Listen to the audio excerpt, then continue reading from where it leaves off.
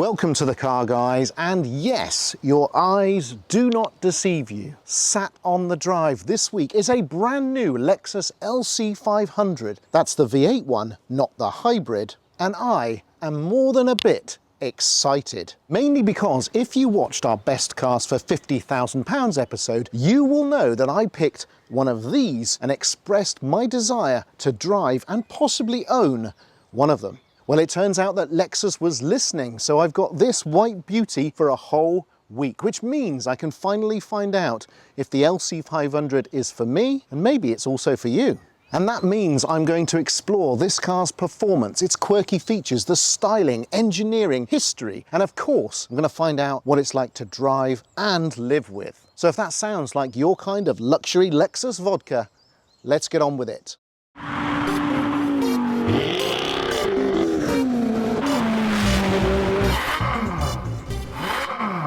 This, my friends, is the Lexus LC500, a seductive, futuristic, front-engined, rear-wheel drive V8 naturally aspirated 2+2 coupe made by a company renowned for making exquisite automobiles. As you can see, it is bite-the-knuckles beautiful, looks exactly like it's just materialised from the future, and based purely on first impressions, it will almost certainly be a luxurious high-tech grand tourer. In fact, it looks like a baby LFA, and in many ways it is. After all, it shares some of the same components and interior displays, and that sounds pretty good to me. Now, I should point out that this is only the second press car that we have ever had on this channel, and that Jason and I are not the sort to constantly badger and beg manufacturers for free cars.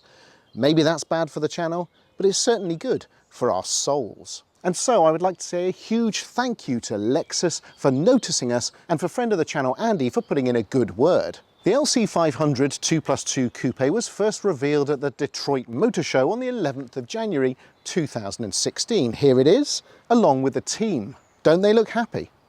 The hybrid LC500H was launched at the Geneva Motor Show later on in the same year. The new Lexus flagship model was based on this stunning LFLC concept car. It was part of a new injection of passion into the luxury car market. In other words, it was the sexy Lexus. Importantly, Lexus was not shy of motorsport for the LC500, with class wins in the Nürburgring 24 Hours to prove its on-track credentials and boost sales to keen drivers. The Gazoo Racing LC500s transformed this pretty coupe into a winged, menacing beast. In 2020, Lexus launched the LC convertible, the spiritual successor to the original Lexus SC430 convertible, which no one seemed to like very much. And in 2021, the LC500 and LC convertible were updated, lightened, and they got Apple CarPlay and Android connectivity. In terms of the Lexus range, this is the one that interests me the most, but to be honest, I've always hankered after Lexus saloons right back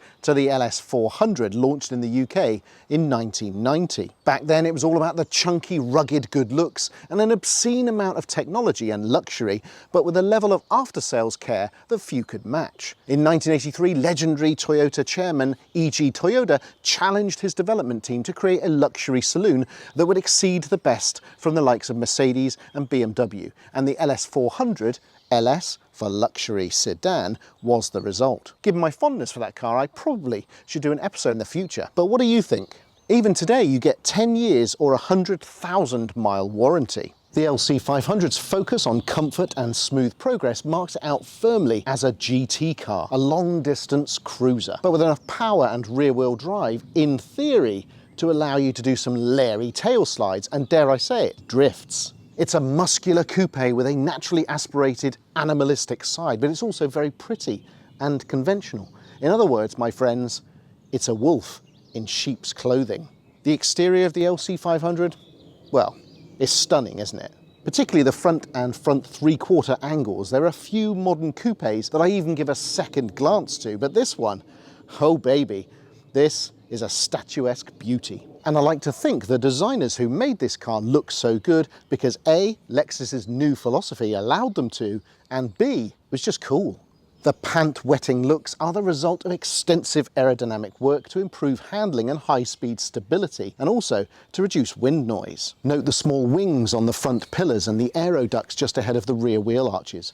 Little devices to keep the airflow going where it's needed for high-speed stability and, in some cases, for cooling. You can also option a Sport and Sport Plus pack. The latter is more driver focused and it adds an active rear spoiler to the package and also a limited slip differential, rear wheel steer, variable gear ratio electronic power steering and a Lexus dynamic handling system. Let's do a quick walk around the LC500 and let's drink in all those details, shall we? And let's start at the front.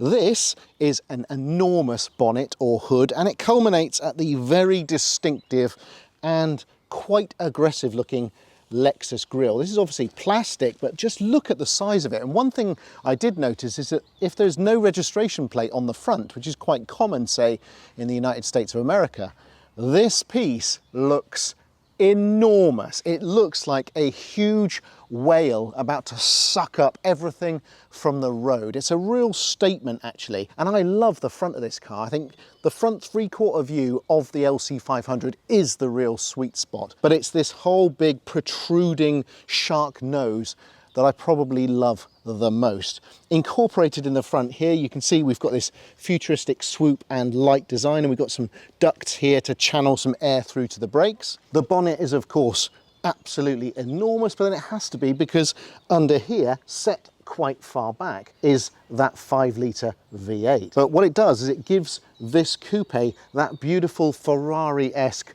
long bonnet, short rump profile, which is part of why it's so attractive. It just means that when you look at this car in 3/4, as you are right now, it just looks fantastic. Look at it.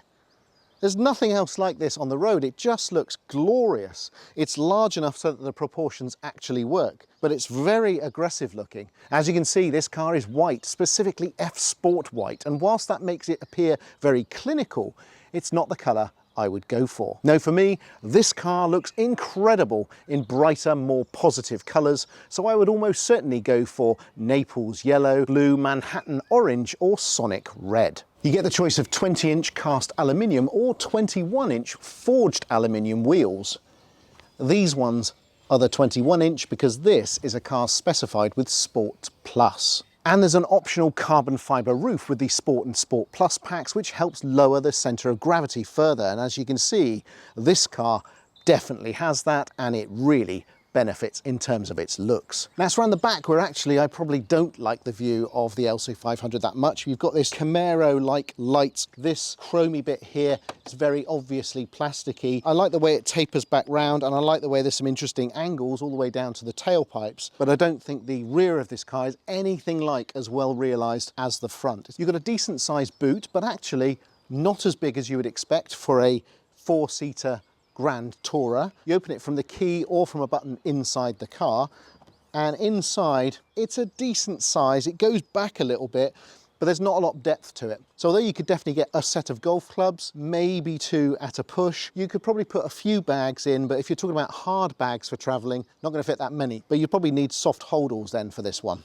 A little bit of a surprise for the range-topping Lexus model here is no automatic close for the boot. It does feel a little bit strange on such a luxurious, futuristic car to have to slam the boot. And also it's noticeable that the doors don't have soft close either. I couldn't see that on the options list. Hopefully it's there. Again, that helps to transform a luxury car into a super luxury experience. The LC500 has multi-link front and rear suspension, and if you add Sport Plus, it comes with a torsion limited slip differential to ensure both rear wheels keep turning at the same rate when in low traction situations. The brakes are mighty ventilated discs with 6-pot calipers on the front and 4-pot calipers on the rear. But they have to be pretty decent because with all that technology and a steel body, the LC500 weighs nearly 2 tons. I'm curious to see how Lexus has managed to handle that weight, and it also explains the 4.7 seconds 0 to 60 time, which was quick in 1997, but now, not so much.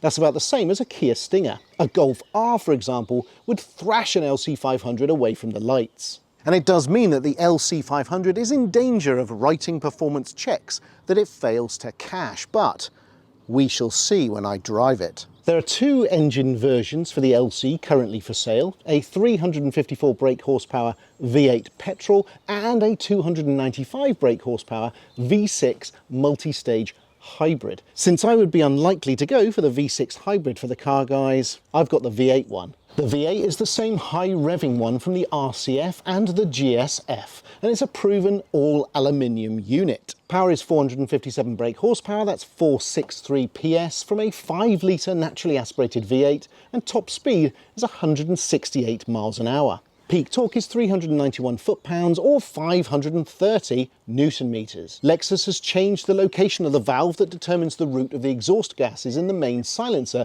to achieve a gruffer exhaust note. And this is noticeable at startup and at higher revs, but at the same time it quietens up completely on the cruise. That's called best of both worlds. As you can see, the V8 is pushed as far back as possible for better weight distribution and to give better crash protection at the front of the car. Now a quick word about the door handles on this car. As you can see, they're flush to the doors. Provided you've got the key with you, what you do to open them is you just push this left edge here. It pops open. That then allows you to open the door, and if you want to then lock it when you walk away from the car, you just push the other side here. There you go, it closes. Now, all fine in principle. However, as with Jaguar's F-Type, I have to say, these door handles do not match the quality of the rest of the car. They do feel a bit cheap, they do feel a bit insubstantial, and they are almost identical to the ones on the F-Type Jaguar, which, if you watch my F-Type Jaguar episode, you'll notice I slagged them off there too, and my opinion hasn't changed. The functionality's good, but the execution, no, not a big fan. Here we are then in the cockpit of the LC500, and as you can imagine, it's a pretty special place to be. Lexus interiors are temples to silence, comfort, tactility and quality. You can tell you're in a Lexus with your eyes closed. There's something about the acoustics, the quality of the air, the tranquility. And that's because of the Takumi master craftspeople who possess a fanaticism with fine detail, precise stitching, flawless finishing that makes a Rolls-Royce look like a Renault. And it means a 50,000-mile Lexus feels just like a brand new one. This steering wheel is the result of thousands of hours of testing, and like the LFA's one, it's perfect. It's the sort of wheel that would give Howard Hughes a semi. This one's pretty close. The manual gearshift paddles are magnesium alloy. They're cool to the touch and a pleasure to use. The instrument binnacle features the latest development of the TFT technology introduced in the Lexus LFA, including a moving central ring. LC500s are built in Lexus's Motomachi factory, where the LFA originated from, and many of the interior team from that project moved straight over onto the LC500. As you can see, the LC500 is an automatic-only car, and this little number right here controls a 10-speed direct shift close ratio automatic transmission designed specifically for this car. The gearbox includes an intuitive AI system with driving modes, which means the car selects the best gear depending on your driving history. The 10th gear is perfect for high-speed cruising, and it means the remaining 9 can be revved higher, matching the car's more sporty credentials. This is Lexus's flagship model, and therefore you would expect it to be dripping with technology and acronyms, and you would be right, especially if you go for the Big Kahuna Sport Plus pack. That gets you Lexus dynamic handling, and that's a powerful suite of handling aids, including 4-wheel steering, rear wheel steering, variable gear ratio steering, adaptive variable suspension, and all of that is controlled by the Vehicle Dynamics Integrated Management, VDIM, software. But like my GR Yaris, you also get a nanny state of safety aids designed to cosset and cajole like a good citizen drone. Systems like lane keep assist, lane departure alert, and vehicle sway warning, with alerts coming both as audio and vibrations through the steering wheel. All are designed to prevent accidents through subtle intervention, and of course, I hate them all. The thing you notice most of all about this cockpit is that everything is perfectly screwed together. The mixture of different materials that are pleasing to the touch and to the eye. You've got many different angles and surfaces going on, but it all seems to merge together perfectly to create what is a very futuristic cockpit. Ahead of me, I've got a main digital display, which is not touchscreen. It's behind a piece of glass, as is the main speakers and the clock. And considering the number of features in this car, there's relatively few buttons. In fact, all the buttons appear to have been jammed onto the steering wheel. That is quite packed, actually. It feels perfect in your hands. You've got traditional stalks, which is brilliant. Take note, Ferrari. And then on the steering wheel itself, we've got loads of options here. Obviously, things like controlling the phone and the volume controls. You've got your nanny state stuff over here. You've also got various option buttons to change the displays in the main dashboard. And then down here on the main transmission tunnel, which is enormous, you've also got some conventional entertainment controls as well. So you've got 4 buttons here, one for radio, one for media, which is your connected media. You've got the navigation, so your main map, and then you've got your menu for all the settings for the car. That is dominated by quite the most wonderful metal jog dial, which you use to adjust the volume of your media. It's got the sort of solidity and weight of a real super high-end amplifier. It's just a wonderful thing to use. And this would all be perfect if Lexus had left it there. But no, sadly, we have here a touchpad, which in some situations can be a good thing for controlling things in a car. But in this, it's not only a touchpad, but it's also a haptic touchpad, so it vibrates as you use it, and that takes it immediately from being a beautiful piece of precision engineering to a floaty, weird, wobbly sensation that feels like you're at a fun fair. It just feels cheap and tacky. I absolutely hate it. It's not very precise either.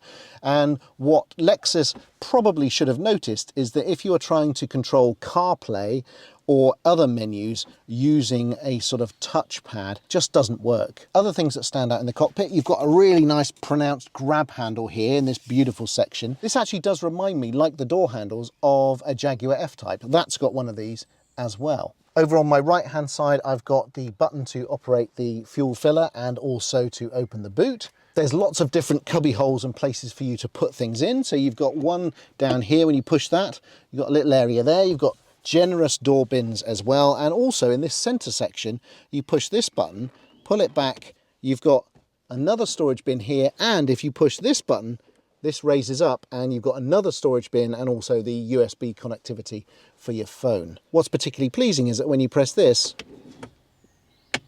nice action. Now obviously there are LFA touches in this car, and most of all you will notice these controls up here. These little twisty controls, that takes you through the different driving modes. So you turn it up in order to put it into the Sport and Sport Plus mode, and you bring it back down again to put it back into normal or comfort or custom. And then on the right hand side, you've got the driving conditions modes where you can turn off the traction control and a snow mode. There's lots of touches from the LFA in here, and that can only be a good thing. But what I can tell you is that all the stalks, all the controls, everything that you interact with this car with feels of the highest quality, and it gives you confidence, and it doesn't feel like it will ever break or wear. Now, a really important part of the LC500, and in fact most Lexuses, is the seats. Now these are part leather, part material, and they look quite futuristic, but what you don't appreciate until you get into another car is just how comfortable they are for long distance cruising. This is, after all, a GT car. I drove this for quite a while, this car, got used to it pretty well. I then jumped out of it into my Mercedes S-Class, the S600 Maybach, supposedly one of the most luxurious cars in the world, with the most luxurious comfy seats in the world, you would think. The Maybach seats felt like wooden benches after this. It was night and day. Really, really surprising. What I thought were comfy seats, compared to this, not a bit of it.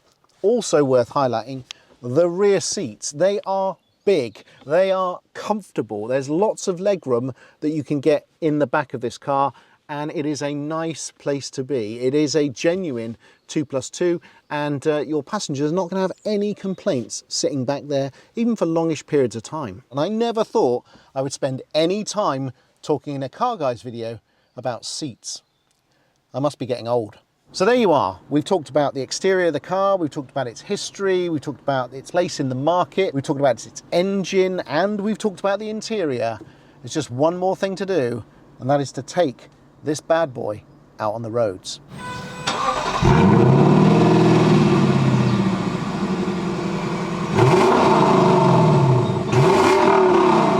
You get lots of fancy sci-fi displays that come up, and then the dashboard gradually builds in front of you, which is really, really cool.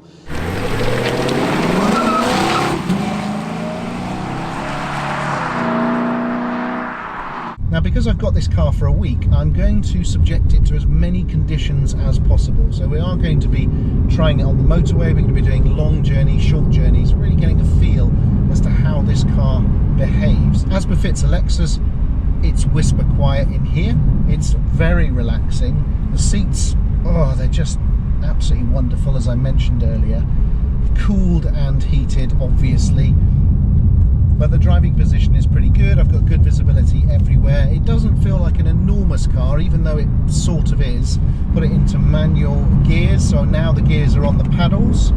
And my God, the gear shifts are just so quick and so smooth. I suppose that's the real benefit of a 10-speed box, is there's just so many. You're not in one gear for long, so when you change, oh my God, I mean, honestly, it's absolutely instant, even more so than, say, a Ferrari or a PDK Porsche.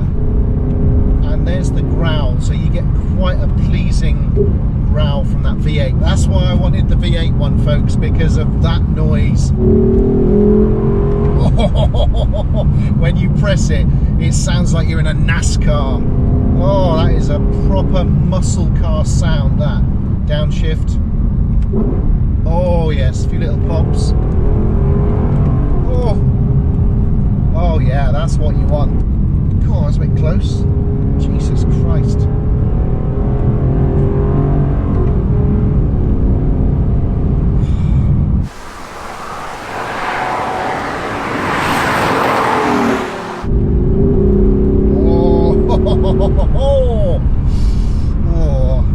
It's got some power though, this engine. I mean, I know the 0 to 60 isn't very quick because it is heavy, but you can feel the torque when you put your foot down, and I think the noise actually fools you into thinking you're going a bit faster than you are. It's not a super quick car, this, but it's fast enough. I just thought I'd share something that's never happened to me before. I've never done it. I'm just filling up the Lexus LC500 at the petrol station, and it's so quiet that I actually forgot to turn the engine off, put a full tank of petrol in it, went to pay, came back and wondered why the car was still on. Never done that before.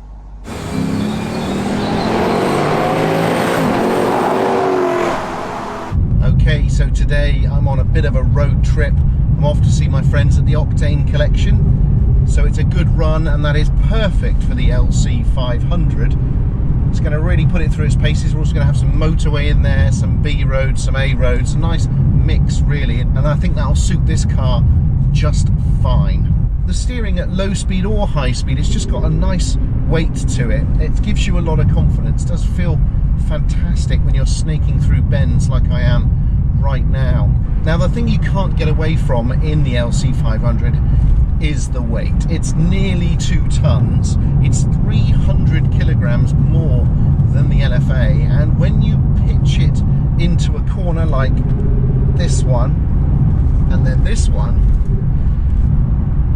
you can't disguise it. You cannot muck around with the laws of physics, and as good as all of the electricity and amazing systems in this car are, you really feel it when you hit the corners. You can feel the sheer inertia and effort going through all the suspension components. On the one hand, the weight does give you supreme stability at high speed and when you're on those big, long, sweeping sections, but when you hit the more twist bits, the tighter roads, yeah, you really start to feel it. It's definitely a little bit stiffer than I expected it to be, so even in comfort, which you'd expect to be the softest mode you can get, it's still a little bit harsh, and it only gets harsher from there. Now, I've been through all the driving modes in this car. You've got custom, you've got comfort, you've got sport, and you've got sport plus.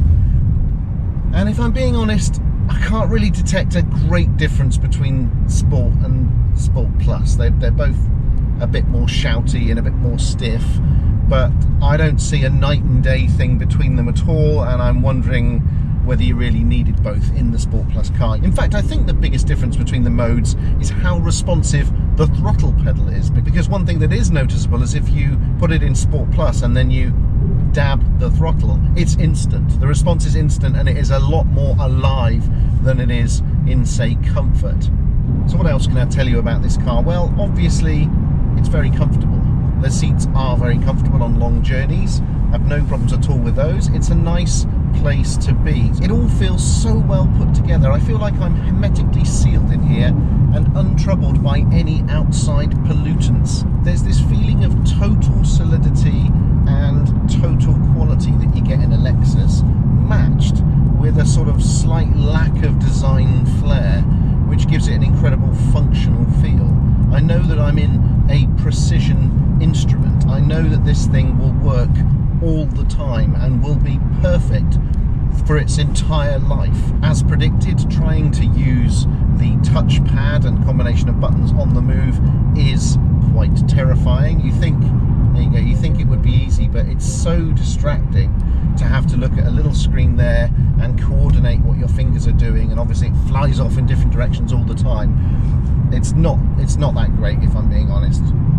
But one thing I really do like is that noise, the noise you get from it. It's a little bit out of character with the car. The car looks like it's a super precision weapon. It feels like it's a laser beam, but it sounds like an industrial drill, and that's a bit odd because it doesn't particularly suit the character of the car. However, you do get that wonderful V8 burble at low speeds and roar when you start revving it.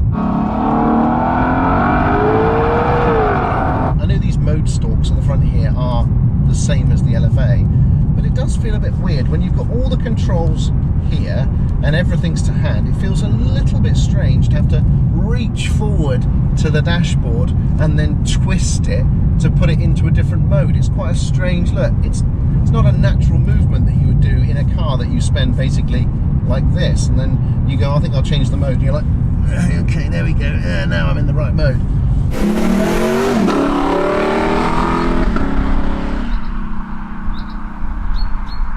And now we're on the sort of roads that the LC500 absolutely loves. Big, sweeping bends. Oh, right through the countryside. Beautiful. Look at that. It's loving it. It's absolutely loving it. I feel like there's a lot of rubber there, a lot of contact on the road, and the steering is just allowing me to sweep through the bends. There is a little bit of body roll though. Even in Sport Plus, there is body roll. Now I think it's time for some Lexus LC500 beans. It is the car guys after all. So if we drop it down to second gear, we're in Sport Plus mode.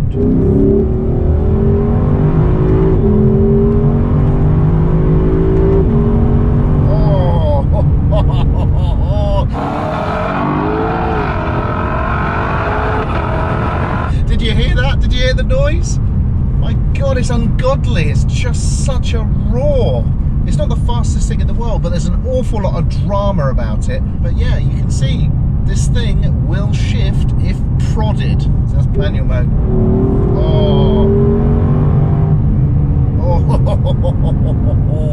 The steering at these speeds on these roads, it's pretty dead actually. There's a good weight to it, but you're not really getting much of a feel for what's going on the road. Here we go, tight bend, down a couple of gears, downshifts are good. Oh, and then punch it out. Do you know what, in terms of driving feel, the closest competitor to this car isn't a Mercedes or a BMW or an Audi. It's the Jaguar F-Type. Having had an F-Type on the channel, obviously the door handles, very similar, but even the way the car actually drives and goes down the road, very, very F-Type. And I wasn't expecting that.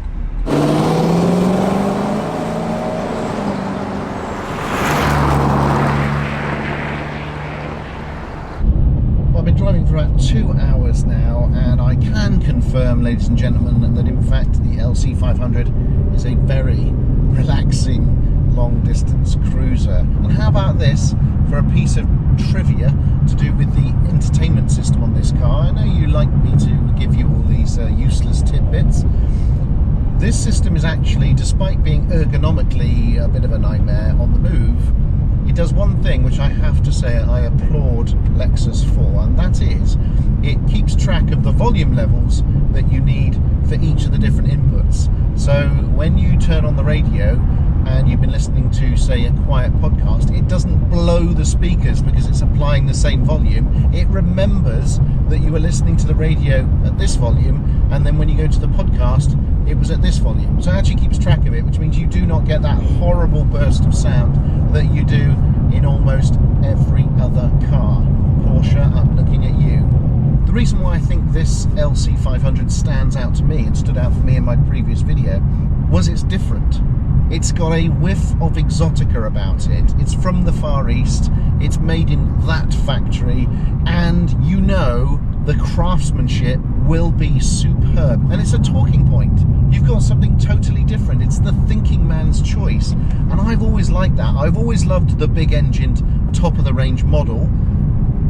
And I've always liked something that's a bit different. And I think that's why I'm attracted to this car over all of those rivals. The problem we have in the UK is Alan Partridge, because he unfortunately drove a Lexus, and therefore that really has dented Lexus's reputation in the UK, because people just think, I don't really want to be Alan Partridge.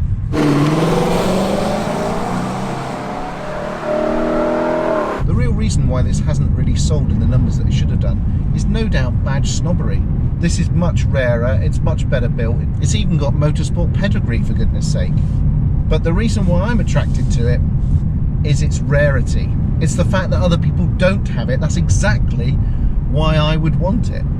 And I'm torn as to whether I would go for a bright colour because it suits this beautiful body so well, or would I go all black so that it's completely subtle, or would I go for a silver or grey with a red interior, that classic S2000 combination? But one thing I do know is that I like this car a lot.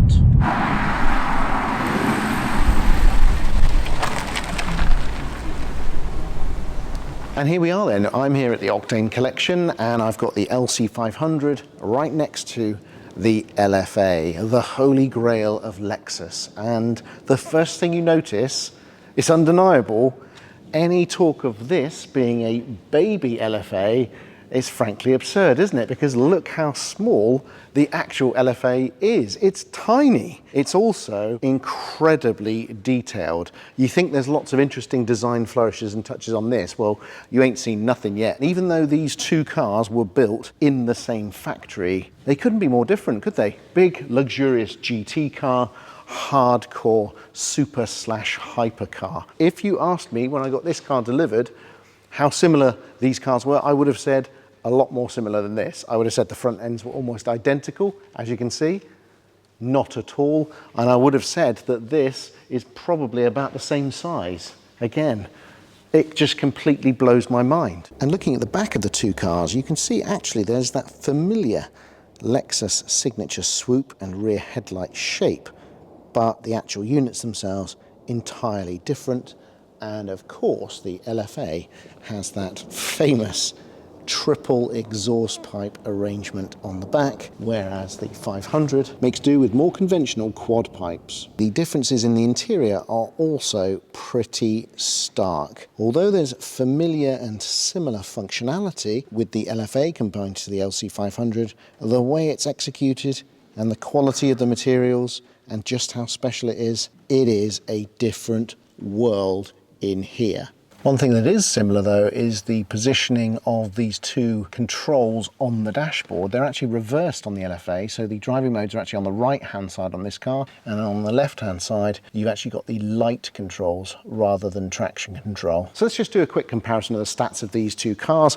I'll get out of the way. Okay, as you can see here, 0 to 60 for the LC500, 4.7 seconds, LFA 3.7 seconds, so a full second difference, and the reason for that is pretty clear when you look at the weight section, because as you can see, LC500, 1930 kilograms curb weight compared to the more svelte LFA at 1600. Brake horsepower actually is quite different. The LC500 has 457 brake horsepower, that's 463 PS, and the LFA 552, that's 560 PS, which also leads with the improved aerodynamics of the LFA to give a 202 miles an hour top speed, 325 kilometers an hour versus 168. The LC500 is a 5-litre V8 naturally aspirated, and of course the LFA is a 4.8-litre V10 naturally aspirated and screams like a banshee. Torque-wise though, not actually that much difference. The LC500 actually has a higher torque figure, 391 foot-pounds, which is 530 newton meters, versus 354 foot-pounds, which is 480 newton meters. So although the stats are similar in many areas, as you can see, these two cars are very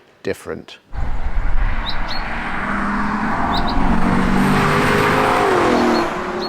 So that was the LFA, sat right next to this car. I hope you enjoyed that comparison. I thought it was quite interesting to pop over to the Octane collection so you could see one in the flesh. One of the things that I suddenly realised, I'd completely forgotten this, apart from the fact that the interior is actually quite different, whereas I thought it might be similar, what is similar is that the mechanical ring that moves in the dashboard, you get one of those in the LFA. So that is something you can point to and go, yep, you see that thing there? That's from the LFA, that is. I guess what that brought home to me is that the LFA is far more of a bespoke beast and far more beautiful. So if you would like me to drive that car at some point in the future, please mention it in the comments. So what do I like about this car? Well, I like the exterior looks, particularly the front and the 3/4. I just think it looks really mean and cool. I really like the quality of the interior. I like the weight of the steering and the confidence that it gives you when you're pushing on. I like the sound of the engine.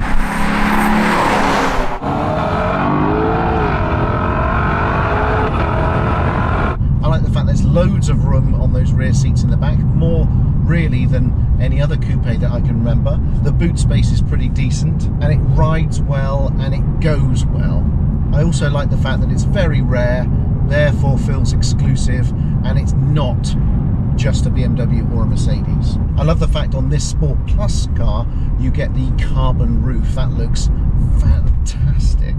And I also love the gearbox, which is astounding. It's so quick and so composed and so smooth, it beggars belief.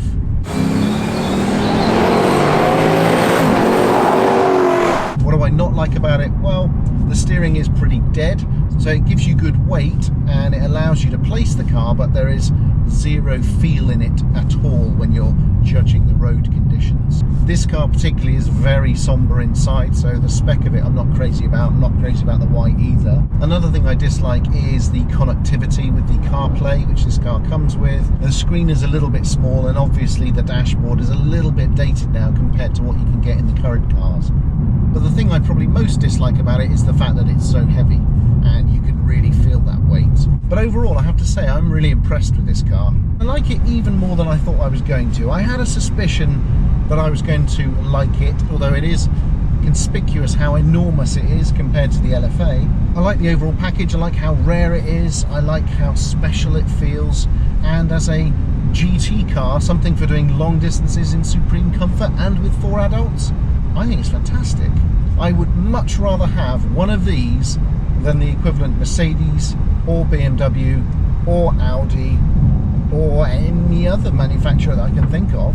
Short of a GTC4 Lusso from Ferrari, this is probably the 2+2 that I would go for. If I could spec it myself, if I could make it more personal, this would be a fantastic car to own and to keep. And actually it's reminded me how special a Lexus really is. And the price? Well, there's no getting away from it. And it may explain why the LC500 is a rare sight on our roads. The basic price before options is £96,000. But with the Sport Plus pack, and let's face it, that's the one you want, that takes it up to £106,000, and that is a whole chunk of change in my eyes. Although to be fair to Lexus, if you do choose the top spec, there's almost no other options to add. That high price tag might explain why Lexus has sold just 48 of these cars in the whole of 2022. This episode hopefully will shine a light on whether that's justified or not. But given that an Audi RS7 is £8,000 more and a BMW 8 Series Coupe M starts at 30 grand more, perhaps the LC500 represents better value than we first thought. After all, the Lexus is rarer, cooler, better built, and undeniably more beautiful. Thank you for watching this episode on the Lexus LC500. I hope you found it interesting and entertaining, and I hope it helped you make up your mind as to whether you're as excited about this car as I am. Big thank you to Lexus for lending me this car for a week. If you like what we're doing on The Car Guys, please subscribe, leave comments and likes. There'll be another episode next week.